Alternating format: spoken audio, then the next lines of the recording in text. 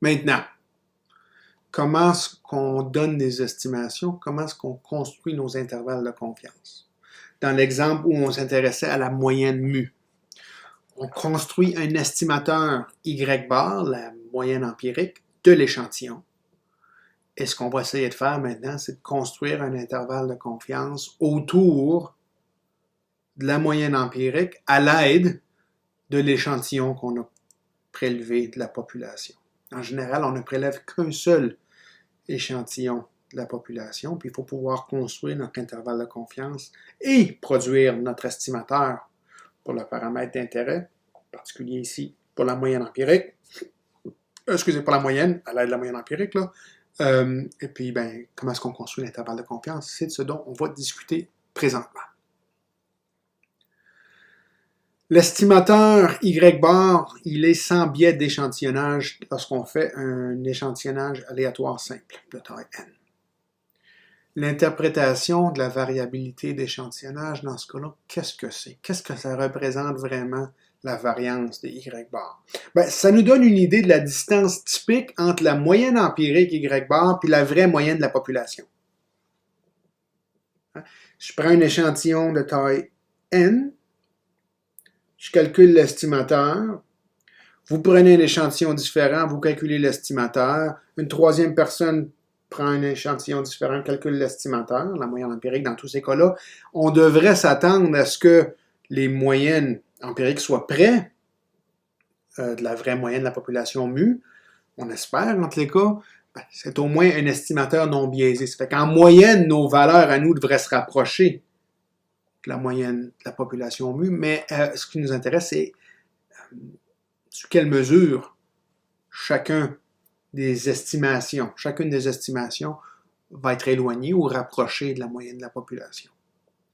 Alors, on a parlé de l'erreur quadratique moyenne dans les diapos précédentes. Je l'avais écrit EQM. Ici, je l'ai laissé en anglais. Mean Squared Error, MSE. L'erreur quadratique, on sait comment la calculer, c'est la variance d'un estimateur plus le carré du biais de l'estimateur. L'erreur quadratique moyenne, la moyenne d'échantillonnage, ça serait la variance de la moyenne d'échantillonnage plus le carré du biais, la distance entre l'espérance de la moyenne d'échantillonnage puis la moyenne de la population. Mais sous un EAS de taille n, l'espérance de Y bar, c'est exactement mu. Alors, ce terme-là devient 0. La variance d'échantillonnage, c'est vraiment l'erreur d'estimation.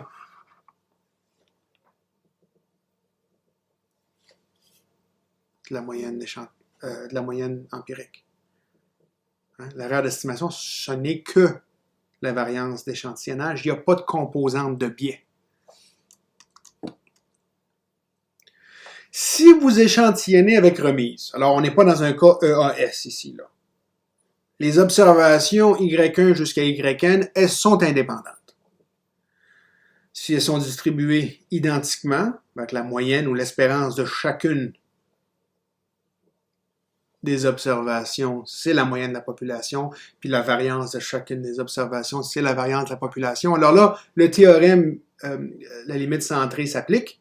L'espérance de la moyenne empirique, ça serait mu, la même moyenne que celle de la population, puis la variance, la moyenne empirique, ça serait sigma carré sur n, n étant la taille de l'échantillon, sigma carré étant la variance de la population initiale. Ça, c'est le théorème de la limite centrée. Et on ne dit rien au sujet de la distribution. Tout ce qu'on vous dit, c'est que l'espérance de la moyenne, c'est ça, puis que la variance de la moyenne empirique, c'est ça. Si en plus, n augmente, n est très élevé, très grand, ben là, la variable aléatoire Y bar, la moyenne empirique, va s'approcher d'une loi normale. Alors, non seulement est-ce que la moyenne va être mu, puis que la variance va être sigma carré sur n, mais en plus, la distribution de Y bar va être approximativement normale. Ça aussi, c'est le théorème limite centrée. Et là, on fait la standardisation c'est-à-dire si on soustrait la vraie moyenne de la population puis qu'on divise par l'écart type de l'estimateur, on se retrouve avec une variable aléatoire qui est approximativement normale standard, qui va suivre une loi normale standard, normale de moyenne 0, puis de variance 1. Puis l'écart type, c'est la racine de la variance, alors sigma sur racine de n. Si vous prenez maintenant n'importe quel alpha entre 0 et 1, typiquement les gens choisissent alpha qui est 0.01 ou alpha qui est 0.05. Et si vous utilisez comme notation Z alpha, la valeur positive qui est la 1 moins alpha-ième quantile de la variable aléatoire Z qui suit la loi normale standard 0,1, bien là, on se retrouve dans la situation suivante. L'interprétation fréquentiste de la probabilité vous permet de construire un intervalle de confiance. Vous attendriez à ce que la quantité y bar moins mu sur sigma divisé par la racine de n va se retrouver dans l'intervalle moins z alpha sur 2, z alpha sur 2, environ 100 fois 1 moins alpha % du temps. Fait que si alpha c'était 0.01, la quantité que vous obtiendriez en faisant l'expérience, en prélevant des échantillons à plusieurs reprises, ben 99% du temps, elle se retrouverait ici, là, le y bar moins mu sur sigma divisé par la racine de n, se retrouverait dans l'intervalle moins z 0.01 sur 2, z 0.01 sur 2. Si vous utilisez alpha qui est 0.05, ça serait 95% du temps, puis ici vous auriez 0.05 sur 2, puis 0.05 sur 2. La probabilité de la courbe, ou l'air sous la courbe, entre les valeurs critiques, ici,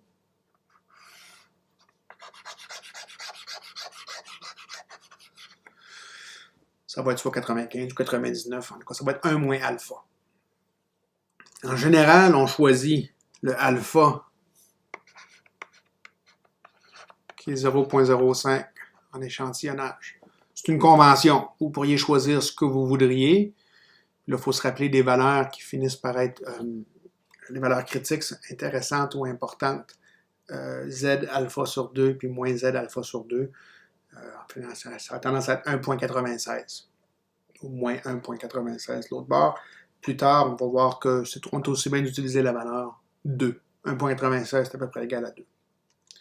Là, mais j'ai besoin de vous rappeler, c'est important que vous le compreniez, que ça ne veut pas dire que vous êtes 95% certain que la vraie valeur se trouve dans l'intervalle de confiance. Ça veut dire que si vous répétiez l'expérience à plusieurs reprises dans les mêmes conditions, de façon indépendante, vous vous attendriez à ce qu'environ 95% du temps, la vraie valeur du paramètre recherché se retrouve dans l'intervalle de confiance que vous avez construit en utilisant la même méthode à chaque fois. Vous n'auriez jamais le même intervalle de confiance en théorie, puisque vous construisez l'intervalle de confiance à partir de l'échantillon choisi, puis l'échantillon choisi changerait d'une personne à l'autre, puisqu'on le fait de façon indépendante. La quantité B alpha, qui est le produit de la valeur critique Z alpha sur 2 et sigma sur racine de n, ce qu'on appelle la marge d'erreur sur l'estimation. C'est la racine carrée de la variance, là, le terme sigma sur racine de n. Là, vous construisez votre intervalle de confiance directement. L'intervalle de confiance pour le paramètre mu. Si vous voulez que ce soit un intervalle, donc 95%, vous prendriez alpha qui est 0.05, puis ça serait y plus ou moins p alpha. Ici, j'ai oublié de rajouter, le terme ici. Mais ce n'est pas la situation dans laquelle on se trouve. Parce qu'on ne fait pas affaire à des variables aléatoires indépendantes. On se pose la question maintenant, comment est-ce qu'on doit modifier la présentation de l'argument qui est ici? quand les observations proviennent d'une population finie, puis qu'elles sont échantillonnées sans remise quand elles ne sont pas indépendantes.